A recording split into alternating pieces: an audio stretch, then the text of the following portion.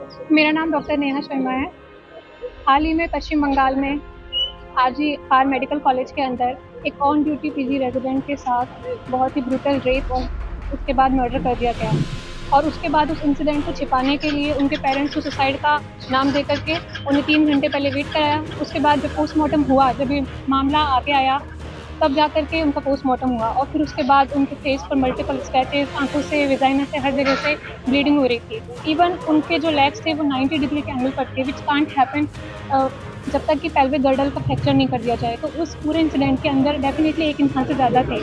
उनके बॉडी से 150 ml हमें सीमन भी मिला है ऑटोप्सी रिपोर्ट के अकॉर्डिंग। और ये एक इंसान का काम नहीं हो सकता। It was a gang rape and then brutally murdered and she was tortured. उसके बाद गवर्नमेंट इस चीज़ को छिपाने की कोशिश कर रही है और हम चाहते हैं कि उन्हें जस्टिस मिले।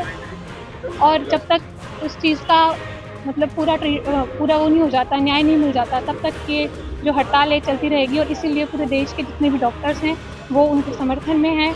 We want justice and we want वहाँ की पुलिस प्रशासन जो अभी वहाँ के जो सस्पेक्ट हैं संजय रॉय जिन्हें अरेस्ट किया गया है, वो वहाँ के बिल्डिंग से फ्राइडे को निकलते हुए पाए गए थे। और वहाँ पर एक ब्लूटूथ डिवाइस मिला था जिससे उनका मोबाइल फ़ोन जब उन्हें पकड़ा गया, क्योंकि वो थोड़ा सा संदिग्ध मिल रहे थे, घूम रहे थे, तो उन्हें जब अरेस्ट किया गया तो उससे वो मतलब कनेक्ट हो गया ब्लूटूथ डिवाइस। पर बात यह है कि वो इंसान खुद एक सिविल वॉलंटियर है कैलकाटा पुलिस के, तो उन्हें कभी भी हॉस्पिटल में आने जाने की परमिशन थी। और सबसे बड़ी बात, वो इस तरह की घटिया हरकत करने के बाद में पुलिस प्रशासन का जो शेल्टर होता है वहीं पे जाकर के वो इंसान वहाँ जाकर के सो गया। बिकॉज लॉ की तो हमारे देश में कोई वैल्यू ही नहीं बची है।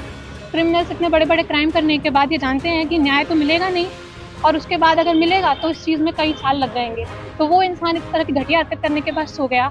और इसलिए फ़िलहाल ये जो हाई कोर्ट है, वहाँ के हाई कोर्ट ने, कैलकाटा हाई कोर्ट ने इस पूरे मामले को सीबीआई को सौंप दिया है। और सबसे बड़ी बात, सीबीआई के वहाँ पर आने से पहले ही पूरी की पूरी बिल्डिंग के अंदर 2 से 3 हज़ार की संख्या में मॉब आकर के इकट्ठी हो गई और उसने वहाँ पे जितने भी एविडेंसेस थे उनको टेम्पर करने के लिए पूरे हॉस्पिटल के अंदर तोड़-फोड़ कर दी। डॉक्टर्स के ऊपर अटैक किया गया और इसलिए वेस्ट बंगाल की पुलिस के फिलहाल कोई उम्मीदें बची नहीं है। इसलिए हम लोग यहाँ पर पूरे देश के लोग प्रोटेस्ट कर रहे हैं, जिससे कि इस पूरे मामला की जल्द से जल्द जाँच हो और जो भी क्रिमिनल्स हैं उनको अरेस्ट किया जाए, उनको पनिशमेंट मिले, इवन उनको तो फांसी दे देनी चाहिए। आवाज़ और बुलंद हो, उसके लिए आगे का क्या करते हैं? जब तक हम लोगों को न्याय नहीं मिलेगा, जब तक उस पूरी प्रशासन मतलब इस पूरी मामले की जांच नहीं हो जाती और जब तक कि आरोपियों को सजा नहीं मिल जाती, तब तक अनिश्चितकालीन तौर पे हड़ताल चलती रहेगी। पहले हम लोगों ने नॉन इमरजेंसी सर्विसेज को बंद किया था, बट अभी इमरजेंसी सर्विसेज को भी बंद कर दिया जाएगा। और हम चाहते हैं कि गवर्नमेंट इस चीज़ को जल्द से जल्द देखे। और सबसे बड़ी बात यह हो रहा है कि लोगों को लग रहा है सिर्फ और सिर्फ मेडिकल्स की प्रॉब्लम है। They are not looking it कि ये एक वुमन के साथ गलत हुआ है। इस कंट्री की बहुत ज़्यादा पॉपुलेशन है जो कि वुमन है, बावजूद उसके भी इस चीज़ के ऊपर कोई ध्यान नहीं दे रहे। लोगों को लग रहा है मेडिकल्स की प्रॉब्लम है, उन्होंने हमें अलग कर दिया। They are not looking it कि वुमेन सेफ्टी तो इस देश में बची नहीं है। India is the second country in the world जहाँ पे 75% doctors face physical violence. China के बाद हम सेकंड नंबर पे चल रहे हैं, उसके बावजूद भी कोई इस चीज़ पर ध्यान नहीं दे रहा है। और अगर ऐसे ही चलता रहा तो ये प्रोटेस्ट चलती रहेगी। तो